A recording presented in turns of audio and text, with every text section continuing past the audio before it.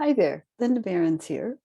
This is an introduction to a new lens that we've been using called intentional drivers. Now, formerly this was called cognitive styles. We've tried intentional styles, but we decided intentional drivers because this is really about an aspect of our personality pattern that really drives us to do certain things and to behave in certain ways. So this is an introduction that we're using for the course that we're teaching soon on the intentional drivers. But I wanted to share it with everyone because I think it kind of breaks the frame that we have about type and certain patterns that go together and certain patterns that don't go together. So let me start off with a little story. So when I was a young housewife, mother at home, and my neighbor also had young children, so we spent a fair amount of time together. And when I started our business, we've just had several different names, but it's currently InterStrength Institute or InterStrength in general, interstrength.org. She wanted to help me, so that was great. So we were looking at personality types, and Jean and I got along really great. And yet, her preferences were for sorry, her preferences were for ESFJ, and my preferences are for INTP. And supposedly every one of those letters is different. And supposedly we would be really opposite. Now, if we look through the essential motivators lens or temperament, we can say, okay, so we have a stabilizer gene and a theorist pattern, okay? Those are pretty different, a lot of things, not much in common. If we look at our interaction styles from that lens, yeah, we're different. She has a get things going style, and my style is more of a behind the scenes style with a little get things going kind of rising up there. So what was it that we had in common? And as we started to look at these things through the cognitive dynamics lens, which the way it has been in the past is really just looking at the 8 mental functions or cognitive functions or functions that Jung identified, and identifying what our type pattern is and that type code, what it really stands for. As we started to look at those and some similarities, we discovered some things that were happening. I was attending a lot of workshops with John Beebe, and he talked about the spine of the personality and then, the arms of the personality. And so this was a nice little metaphor or pictorial that allowed us to see how the different cognitive processes or 8 different functions work together. And so what we know is that most of us would agree that the functions don't operate in and of themselves. So you can have something that is called extroverted feeling, but it isn't operating by itself. You might see it kind of in the foreground, but there's always something else going on. And as we started working with this, I identified, it was about 2003, I started writing some articles about the tandem processes, these processes that work in tandem. And with that framework in mind, it sort of led us to a different look at how people can relate to each other that will improve their relationships, that will help them understand how they work better, teamwork, all kinds of things that would help, that would be very helpful. So I'm going to share my screen with you and give you a little bit of a slideshow that will help explain this. So it's a journey. It's always a journey. And this is a journey that'll never stop for me. I just keep finding out new things. And I think there are a lot of us who do that. And so in this journey, we might start off, if we were doing a workshop with intentional drivers, what's your intentional intelligence? So describe your best work accomplishment. When you started out, what was your intention? So every time there's something, we have an intention. What made the accomplishment so satisfying? there was something about the accomplishment. And I do an autobiographical survey for my one-on-one clients and for our courses. And I often ask them about goals and their accomplishments. And that gives us a lot of clues about what their best fit type is. So what made it so satisfying? And how did you accomplish what you did? How did you go about it? Okay, so this is a little bit about what we would ask people to think about. And these questions can be answered by exploring your intentional style pattern, or your intentional driver, as we're calling it now. Okay, so here's a little bit of history. One of our students and now colleagues came to me, and he wanted to know, we had these little job aids that he was using with his organization. And he said, this is so handy, these four temperament patterns, or four essential motivator patterns, as we call them now, or four interaction styles. Where's the four for the other one? He wanted to see that in four, because look how complicated that is, all these 8 functions. People can't hang on to that. So what could we do with that? So I said, let's look at these tandem processes, or let's just look at that. And I gave him, see this binder here down in the bottom? I gave him all of the pages for each of the 16 types, where we interviewed 4 people of each type. So each type had about 40 pages of interview dialogue. He put each complete sentence on like an index card or a piece of paper, and he got it all out there, and he sorted it. And when he finished sorting, things clustered into 4 different patterns. And so we now have 4 patterns of interaction styles, 4 patterns of essential motivators, and 4 patterns of intentional styles, or I'm trying to remember to call this intentional drivers, so didn't change that slide. Anyway, so intentional drivers, what are those? But we can look at that, and then that gives us easy to understand windows on the whole type. So when we think about whole type, we're thinking about what that 4-letter type code stands for, not just the letters E and I and S and N, etc.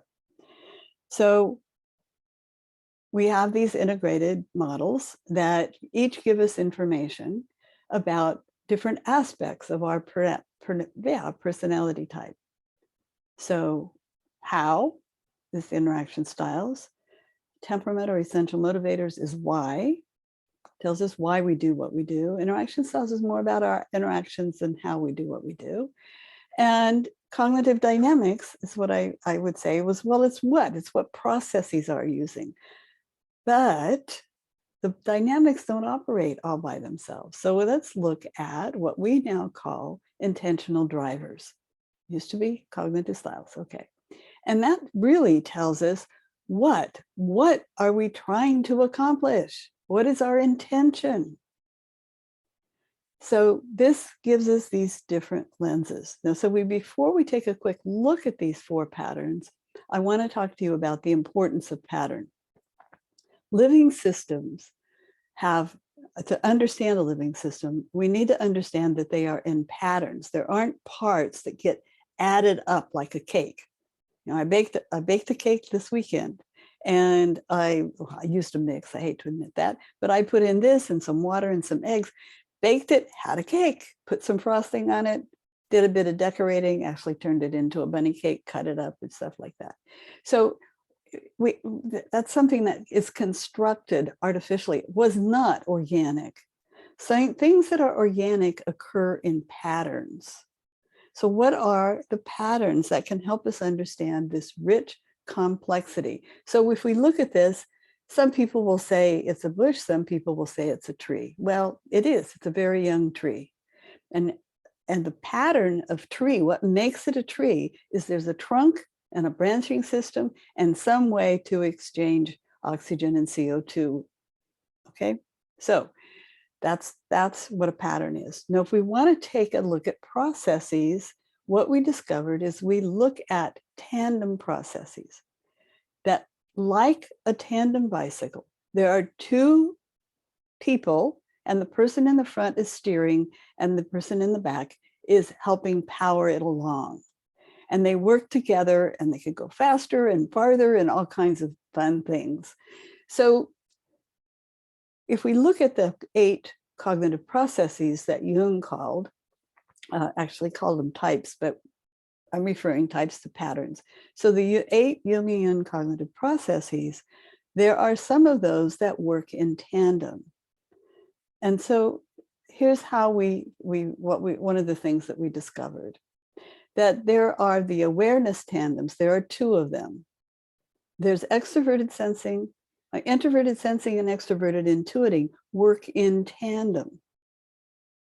And extroverted sensing and introverted intuiting also work in tandem. And then we have the assessment tandems. Now, this is awareness tandems are what we usually call about information. It's how we become aware of something. And oftentimes we become aware not just of an introverted sensing moment where we're sort of something comes to the past that we've experienced before, comes into our awareness. We're not just using extroverted intuiting, seeing patterns and interconnections, but we're using those 2 together. One might be in the front, like on the bicycle, like extroverted intuiting with introverted sensing in the background, and it might be the other way around. Okay, so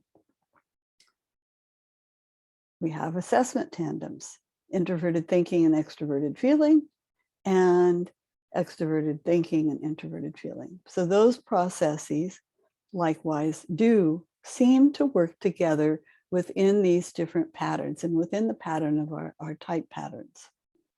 And so in Beebe's model, if you know his model, there's the spine of the personality. So the spine of the personality will be along this tandem. My preferences are INTP.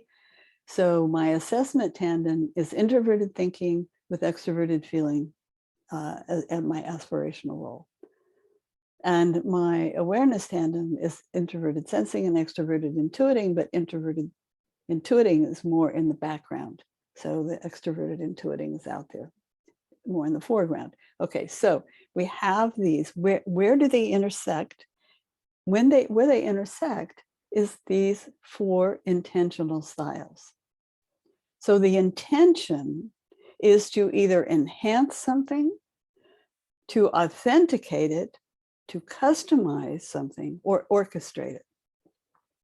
And I don't, if you were a naive group, but I don't figure you're watching this video if you're a naive group, I wouldn't start with putting the type codes in here, but I know that's where people who already are watching this know about those type codes. So I want to let you know what those are in advance so that you can start to see that, yes, that would have been said it was opposite, but it really does make sense. Okay, so this desire to enhance is to always make things a little bit better. And my friend Jean and I had this pattern. That's part of how we connected.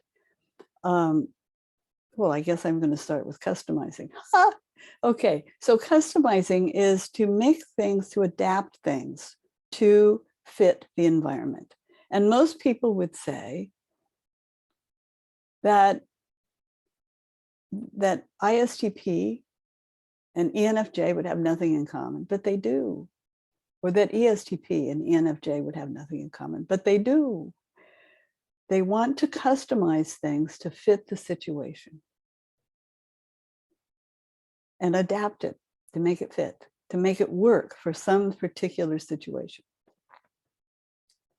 Enhancing, which is where Jean and I came in, my preferences are INTP, her preferences are ESFJ. Okay. We were always trying to improve things. And I'm always trying to improve the way typology is shared. The way, having how many models, having a new model, teaching a class and changing it a little bit each time because I see that something would work better. Always wanting to improve that quality. The way Jean showed up in the workplace was that she was always looking for something that would make the experience better for me, because she was working as my assistant, as my admin. And she would constantly check in with me to see if this would work for me. And I said once, oh, I need to get some chairs. I need to get a new office chair. I came away from a trip. She had bought 2 office chairs. She knew what I liked. She adjusted her thinking to it, looked around, found a good deal, got it for me. So in that way, improved my office life. So she would do that kind of enhancing. Doesn't mean she wouldn't do the same theory building as I would if that was her work domain, but that wasn't her work domain. And that wasn't the kind of career she had had. She loved the work, and I miss her dearly. So she moved away. Okay, so we have that enhancing like those patterns. So those are the type codes, and I'll give you a little clue about what these patterns are about just a minute, but let's look at the others. So authenticating is about checking in to see if something is authentic, to see if it matches the standard that you're looking for. And normally in the type world, we say, ISTJ and INFP, those aren't alike. ISTJ and ENFP, those aren't alike, but they are. They share this desire to make things authentic, to be sure that things are being done right and not done wrong, according to some set of values or some set of rules or principles. Okay. And then the last one is one we call orchestrating. Now, orchestrating is about getting a lot of moving parts in the same direction in order to have an outcome, an achievable outcome, something that actually works, and to produce a product. So here has ISFP and ENTJ. Really? You got to be kidding me, they say. But that's true. They are always, all of these 4 type code, people with those patterns, have a tendency to orchestrate events so that they can get the result and to be sure to get a result. So they want to get this workable result. So that's just a little bit about those patterns. Now, much more to dive deeper on, but I'll just give you a little sense of what the pattern looks like.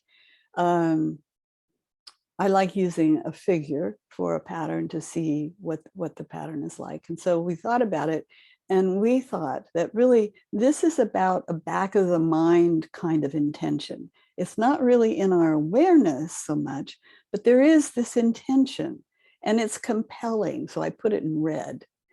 And so this compelling intention, wanting to get some kind of an outcome, and filtering through the information with some sort of a rationale, a reasoning that they're looking for, and filtering for certain things. And the pattern also has a talent. Any good personality pattern has some core driver and some talents that help you get that driver met. So this is why I always include talent in a description of a lens or a model. Okay, so information comes in, we want some outcome, we have a talent for doing certain things with it, and we look for this certain rationale, and we filter for certain things, and then we use language to describe it. So the kind of information that we are describing and a certain kind of language. So I'm just going to give you a little glimpse of these so that you can start to think about them and realize that there's something to it and start to watch out for it. Okay, so the enhancing mind. Now I've given you a little more information about this one than the others, but there's this compelling intention to enhance, to make better in some way. The kind of outcome we want is a refined outcome. People with this pattern are looking for something that's refined a bit, changed a little bit. And they filter for inconsistencies with what kind of is going to help somebody, or inconsistencies with a framework. And they're looking for accuracy and wholeness. That's sort of the rationale that they're following. Is it going to make it better on the whole? And they have a talent for synthesizing this information. And what comes out is descriptions of what's best, And this information gets integrated and you get this descriptive language. So you find all four of these type patterns will tend to describe what's best about something and use a very descriptive language about that. Okay, might fit you. Let's look at the next one. The customizing mind. So the compelling thing here is to customize. So someone who has this pattern wants to customize things to fit the situation. And what they want are different kinds of outcomes, differentiated in a way. They filter for their objectives, and they're kind of another thing they're looking for is mutuality and reciprocity in this. It's important for people who have this kind of intentional pattern to have reciprocity, because you can't really differentiate, come up with a customized outcome unless you're sharing information. And when they're working with people, they also want that reciprocity. And they have a talent for adapting the information to fit. And what comes out is a description of what's essential in whatever it is that they have come up with. And they've distilled this information, and they use some, it's wonderful to watch. It's incisive language. Where I may use a whole lot of words, they will use incisive language. And it's like crisp, kind of really gets right to the point. Now, I did write a blog post about this some time ago, about a colleague, well, someone in the field who has this kind of a talent, and her mind was like that. And I was a bit miffed because some of my original work was being customized or being used, until I realized that the intention wasn't to steal my work. It was to make it fit the needs of her clients. So this is the power of that. You can start to see how someone who's different from you along these in these ways, you can start to see that they're not being, I want to say the word obstreperous, but they're not being contrary. They're really, trying to get an outcome that might be a needed outcome. Okay, so there's that one. And then these are the type codes that go with, this is the type codes that go with that. Okay, so thinking about that. I just thinking about as STP and NFJ. Normally, people of these patterns are thought as to be quite different, but they are not along this line. It'll be a little different for each, but not completely. Okay, let's look at the next one. It's the authenticating mind. And of course, when we say authenticating, we may have a tendency to think of the catalyst pattern, but this is a bit of a different meaning.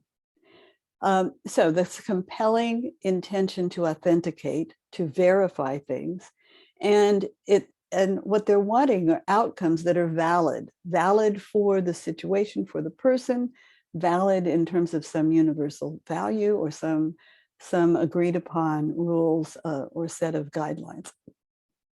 And they filter for the rightness of it. Is this right? And often it involves morality, like is this moral or ethical, and an agreement. They have a rationale about deciding whether this is an authentic thing by looking for, is there a mutual agreement about this? And sometimes that's around ethics and morality. Doesn't mean that these are the only patterns that are interested in being ethical, though.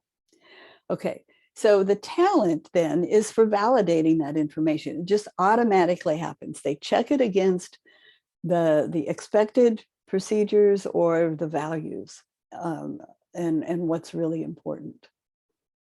So what happens is then they describe what's important. They'll often talk about the important thing here is that we agree on blah, blah, blah, whatever it is. They tend to investigate the information for, is it accurate? Is it, does it match with the standards that we're going by? And they tend to use a kind of narrative language, which means that they're telling a narration or a story that kind of shows what it's up about, what happened and what's going on.